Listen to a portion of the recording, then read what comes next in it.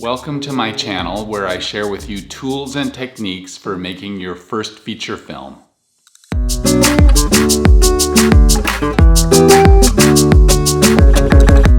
Okay, let's jump right in to the second core essential thing I think every director must know.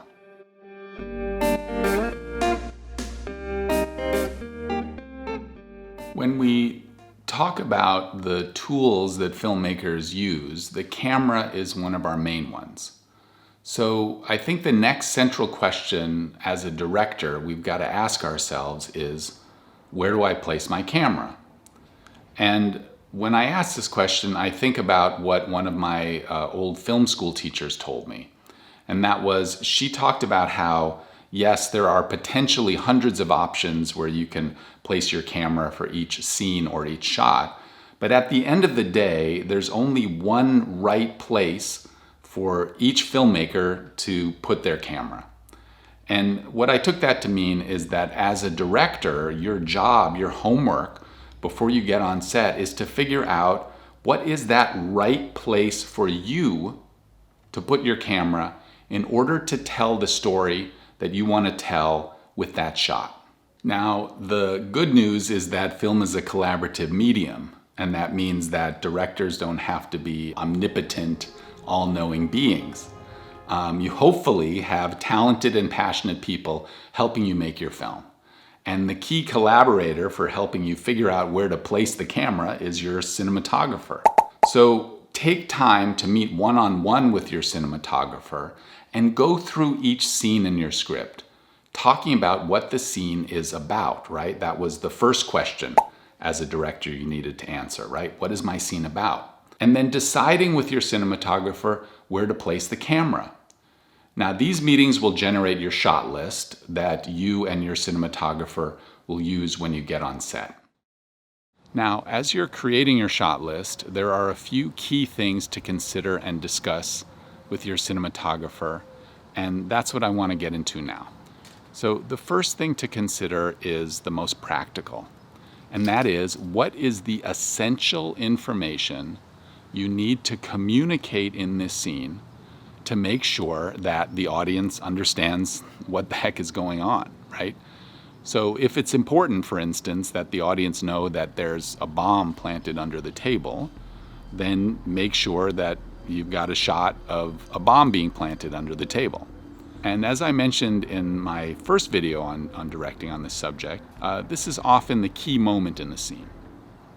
Another basic way to approach deciding where to place your camera is to follow the concept of coverage. Now, coverage is a very common term used in filmmaking, and it basically consists of filming the same scene over and over again from multiple angles, usually starting out from a wide shot and then going closer and closer. And this is most often done with dialogue scenes, right? Where you shoot the entire scene, the entire dialogue scene in a wide shot, and then for each character talking, you shoot a medium shot and you shoot a close-up. And what this does is it gives you lots of options for the editing room and pacing for the scene. I think nothing of it. Now, covering a scene this way will give your audience the basic information they need, but it's only the first layer of developing your craft as a director and using your camera. Yeah, you're giving your audience the information they need to follow what's happening, but you're not really getting into the heart of the story with this technique. So I want to talk about two ways for you as a director to use your camera to tell your story more deeply. Now, the first thing to consider is, are there any visual motifs or styles that you'll be following or exploring in your film? And the way to do this that's really helpful is for you and your cinematographer to find some visual references that you can use as you're putting your shot list together. And what I suggest is that both you and your cinematographer go and get a bunch of visual references. They could be paintings, they could be photographs, they could be scenes from other films. Bring them to these meetings that you're having, and then show them to each other and talk about them. And in this process, you're sharing what each of your visions of the film will be, and you can begin to pick and choose and find some visual style and motifs that you want to use in your film. Now, this is not mimicry. I'm not saying find stuff and then do exactly the same thing. You're using these references as inspiration for your film. And also, they're really helpful because by having a tangible, visual reference for you and your cinematographer to use, you can make sure that the images that you're seeing in your head are the same as what they're seeing in their head. You feel love. Yeah, I guess, I feel a general unselfish love for just about everybody. No. Romantic, sexual love. No, I don't. The second technique you can use is to consider the point of view of the scene. Now, I'm not literally talking about shooting the scene as if you're seeing it through one of the character's eyes, though there are some great scenes that are shot that way and work really well. What I'm talking about is there a character in the scene through which we as the audience are experiencing the scene? And this is usually the main character.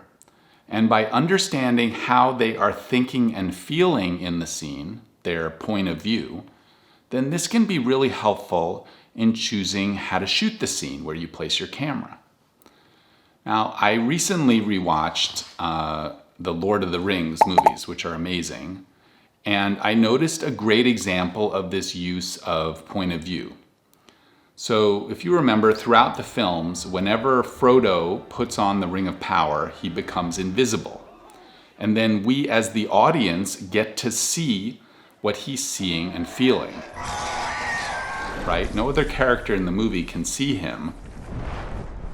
But the director, Peter Jackson, chooses to show us what our main character, Frodo, is seeing, right? He's in that shadow world. I see you. So these scenes are being told through Frodo's point of view. And that happens consistently throughout all three of these films, except at the very end, right? At the end of the last film, at the climax, when Frodo has finally reached Mount Doom, and he's about to throw the ring into the fire, when at the last minute he chooses to keep the ring and he puts it on his finger.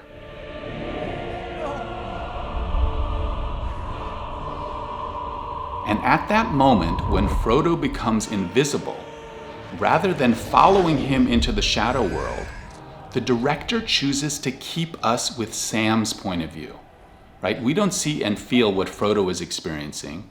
We're left outside of that to experience what Sam is seeing and feeling, right?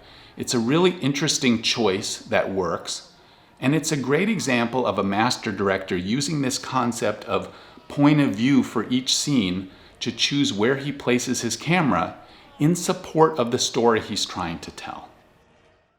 Okay, well, I've covered what I wanted to cover in this video. Always fun to talk about movies that I love. And in my next video on directing, I'll be going over what's the third essential question that I think every director needs to answer, and that is, what the heck do I tell my actors when I get on set? So thank you so much for watching, and if you haven't already, please subscribe to this channel and let me know your thoughts in the comments below.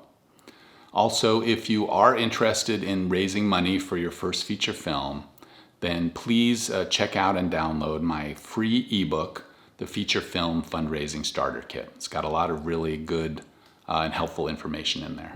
There's a link to it down below. Thanks again, and I'll see you next week.